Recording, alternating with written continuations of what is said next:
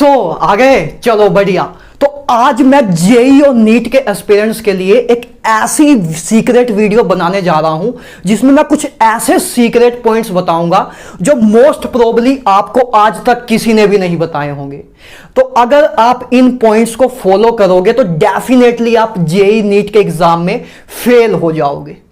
तो आज मैं आपको 5 पॉइंट बताऊंगा जिसमें पहला पॉइंट उन लोगों के लिए है जो बिना मेहनत करे ही फेल होना चाहते हैं, और आगे के 4 पॉइंट उनके लिए हैं जो मेहनत करने के बाद भी फेल हो जाएंगे या मेहनत करने के बाद भी फेल होना चाहते हैं। तो एक एक करके 5 पॉइंट मैं आपसे डिस्कस करता हूं, ध्यान से सुन लेना। राइट, तो चलो 5 पॉइंट की बात करते हैं जो आपकी फेल होने में मदद करेंगे आने वाले जेई और नीट के एग्जाम में। सबसे पहला पॉइंट है आपका strategy videos. Strategy videos greater than lectures. Strategy videos देखने की आदत डाल लो, रोज स्ट्रैटेजी वीडियोस देखो लेक्चर्स देखने की बजाय। ठीक है, ये आपकी बहुत हेल्प करेंगे आपका टाइम वेस्ट करने में और आपका रिजल्ट खराब करने में। तो स्ट्रैटेजी वीडियोस देखने की आदत डाल लो। अच्छा, मजे की बात तो यह है कि आप सबको पता भी है कि कौन से चैनल एक्चुअल में स्टूडेंट की सिलेक्शन की इंटेंशन से वीडियोस अपलोड करते हैं और कौन से चैनल जस्ट व्यूज लेने के लिए या पैसे कमाने के लिए वीडियोस बनाते हैं। बट फिर भी हम उन सबको सब्सक्राइब करके बैठे हैं। Very good, keep it up.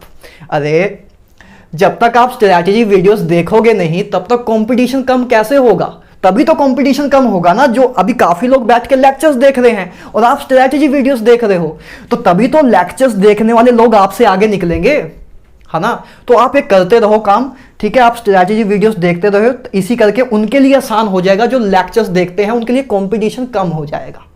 तो पहला काम आप ये कर सकते हो कि स्ट्रैटेजी वीडियोस देखने की आदत डाल लो, वो आपको बहुत हेल्प करेगा आपको जेई या नीट के एग्जाम में फेल होने के लिए। राइट, चलो सेकंड पॉइंट की बात करते हैं।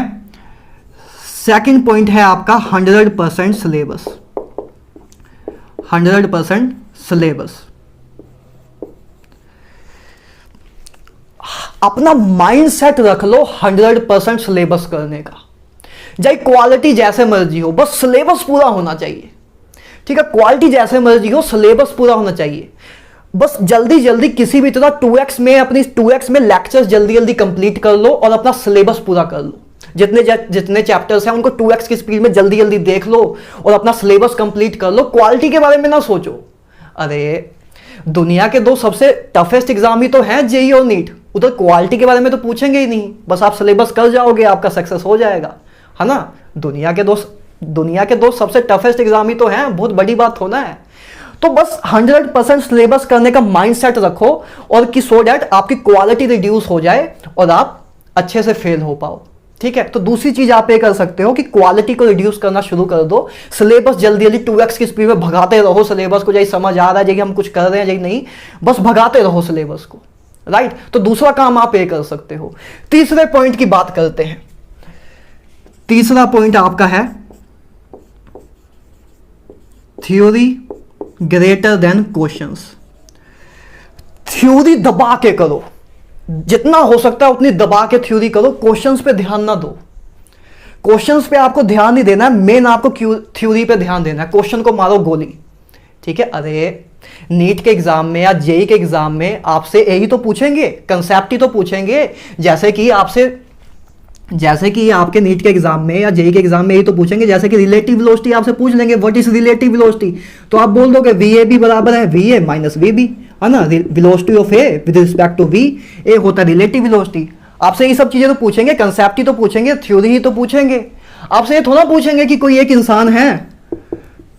इंसान है जो कि 10 मीटर प्रति सेकंड की रफ्तार से जा रहा है, ठीक है, और इधर से मान लो 30 डिग्री एंगल पे बारिश हो रही है, और उसको फिर अपना छाता कितने डिग्री एंगल पे रखना होगा सो दैट वो भीगने से बच जाए। ऐसी चीजें थोड़ा पूछेंगे। इसको अप्लाई करने का थोड़ा पूछेंगे, है ना। इसको क्वेश्चन के फॉर्म में थोड़ा पूछेंगे। तो जरूरी नहीं है, फिर इसलिए आप थ्योरी करते रहो, क्वेश्चन करने की कोई जरूरत नहीं है ना। ऐसे करोगे तो आपको बहुत मदद करेगा AB आपका सिलेक्शन ना करवाने में।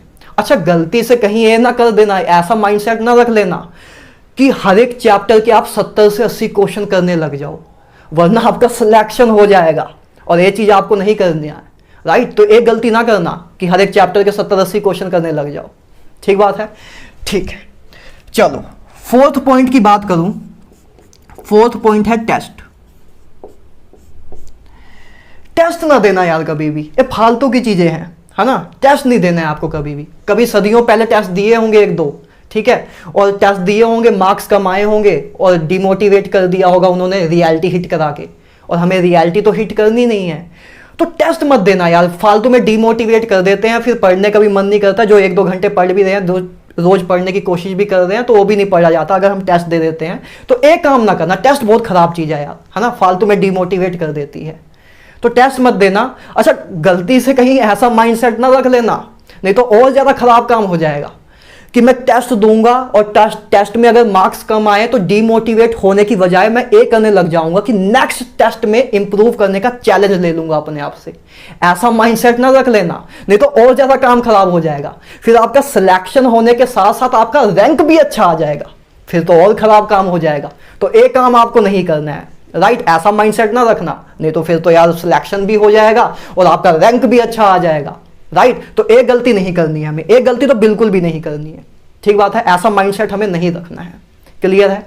चलो फिफ्थ पॉइंट की बात करते हैं।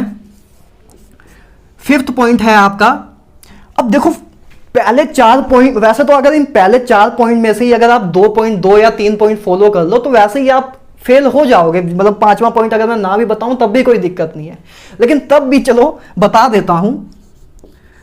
फिफ्थ पॉइंट है आपका शॉर्ट नोट्स। शॉर्ट नोट्स नहीं बनाने हैं यार आपको, ये फालतू का काम है ना, ये फालतू लोगों का काम है, ये आपका काम नहीं है, ठीक है। क्योंकि अरे उन लोगों के मतलब जैसे उन लोगों के दिमाग है ना, आपके दिमाग, आपके अंदर तो मेमोरी कार्ड लगा हुआ है ना। एक बार आप कोई चीज देखोगे, एक बार पढ़ोगे तो आज से 9 महीने बाद भी आपको याद रहेगी, 4 महीने बाद भी याद रहेगी। दिमाग थोड़ा है, मेमोरी कार्ड है ना। और एट द सेम टाइम आज से जब जेई और नीट का एग्जाम जिस दिन होगा उससे 1-2 दिन पहले जब 5-6 हजार पेज आपको रिवाइज करने होंगे, उस टाइम जब तक आपको मेंटल प्रेशर नहीं होगा, पैनिक जब तक आप नहीं होगे और एग्जाम सेंटर में डीमोटिवेट होके नहीं जाओगे क्योंकि आपकी इफेक्टिव इतनी रिवीजन नहीं हुई है, तब तक उन लोगों का सिलेक्शन रेट इंक्रीज कैसे होगा। तो आप तो दूसरों का भला ही कर रहे हो ना कि 5-6 हजार पेज आपको रिवाइज करने में उस टाइम पैनिक होगा, ठीक है, क्योंकि आप 2 दिन में तो 5-6 हजार पेज रिवाइज कर नहीं सकते। तो आपको जब तक पैनिक क्रिएट नहीं होगा, जब तक आप डीमोटिवेट होगे नहीं, और डीमोटिवेट होके जब तक एग्जाम सेंटर में जाके अपना पेपर खराब करके नहीं आओगे, तब तक उन लोगों का सिलेक्शन कैसे होगा जो आपके कॉम्पिटिटर्स हैं। तो शॉर्ट नोट्स मत बनाना यार, ठीक है। तो एक 5 काम आपको नहीं करने हैं, 5 पॉइंट हैं आपको कि पहले स्ट्रैटेजी वीडियोस देखने की आदत डाल लो, 100% सिलेबस करने का माइंडसेट रख लो, क्वालिटी को रिड्यूस जैसे मर्जी चले भगा दो, ठीक है। थ्योरी पे ज़्यादा ध्यान दो, क्वेश्चन पे ज़्यादा ध्यान ना दो, ठीक है।